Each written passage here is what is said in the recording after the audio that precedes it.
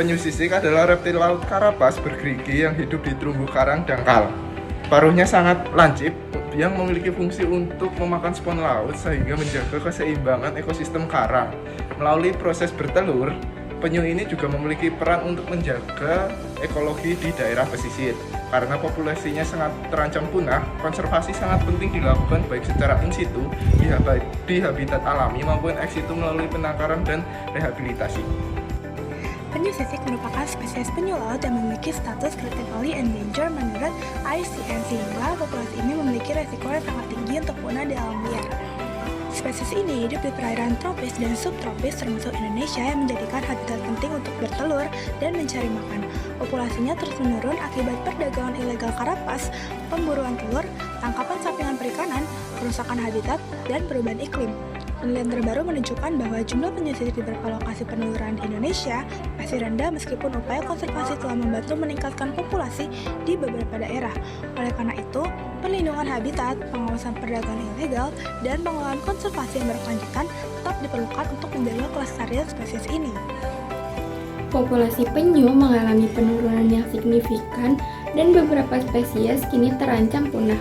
Kepunahan ini dapat disebabkan oleh beberapa faktor seperti predasi alami terhadap tukik oleh kepiting, burung, dan biawak, perburuan dan perdagangan ilegal telur, daging, serta cangkang penyu, pencemaran laut terutama sampah plastik, kerusakan habitat akibat pembangunan dan eksploitasi pesisir, oversharing dan bycatch atau tertangkap tidak sengaja oleh alat tangkap nelayan, perubahan iklim yang mengganggu reproduksi dan resiko kelamin tukik, serta lemahnya pengawasan dan penegakan hukum terhadap perlindungan penyu. Penurunan populasi penyu sisik membawa ancaman yang sangat serius bagi laut. Penyu merupakan pengendali alami bagi komunitas spons.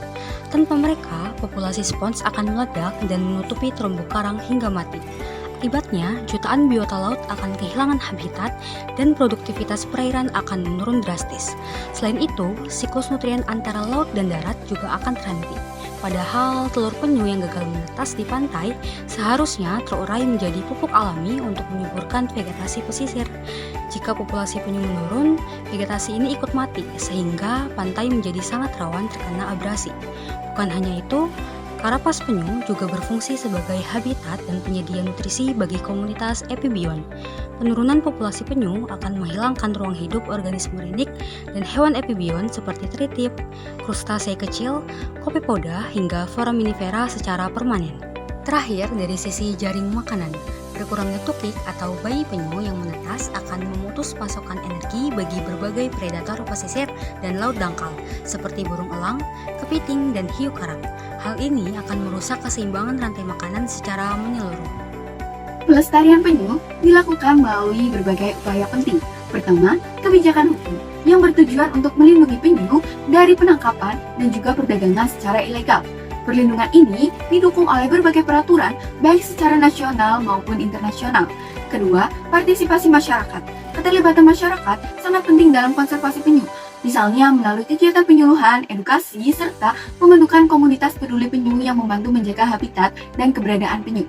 Ketiga, penangkaran dan perlindungan telur. Upaya ini dilakukan dengan mengawasi sarang penyu, memindahkan telur ke lokasi yang lebih aman jika diperlukan. Keempat, pemulihan habitat. Habitat penyu, terutama pantai tempat bertelur, perlu dijaga agar tetap sesuai untuk mendukung proses reproduksi penyu di alam. Dan yang terakhir, pendidikan dan penelitian. Edukasi bertujuan untuk meningkatkan kesadaran masyarakat tentang pentingnya konservasi penyu, sedangkan penelitian membantu menyediakan data yang diperlukan untuk mengembangkan strategi pelestarian yang lebih efektif. Dengan berbagai upaya tersebut, diharapkan populasi penyu dapat terus terjaga di alam. Tantangan konservasi penyu sisik Eretmochelys imbricata terutama disebabkan oleh kerusakan habitat peneluran dan meningkatnya aktivitas manusia di wilayah pesisir. Perubahan kondisi pantai seperti berkurangnya lebar pantai, kenaikan muka air laut, dan risiko genangan dapat menyebabkan sarang terendam sehingga menurunkan keberhasilan penetasan. Berkurangnya vegetasi pantai juga mengganggu kestabilan suhu dan kelembapan sarang serta meningkatkan kerentanan terhadap predator. Selain itu, pembangunan kawasan wisata, infrastruktur pesisir, dan pencahayaan buatan dapat mengganggu aktivitas peneluran karena penyu sisik cenderung memilih pantai yang gelap dan minim gangguan. Oleh karena itu, pelindungan habitat pantai, pelestarian vegetasi pesisir, pengendalian pembangunan, dan pengelolaan kawasan berbasis konservasi sangat penting untuk menjaga keberhasilan reproduksi dan kelestarian populasi penyu sisik.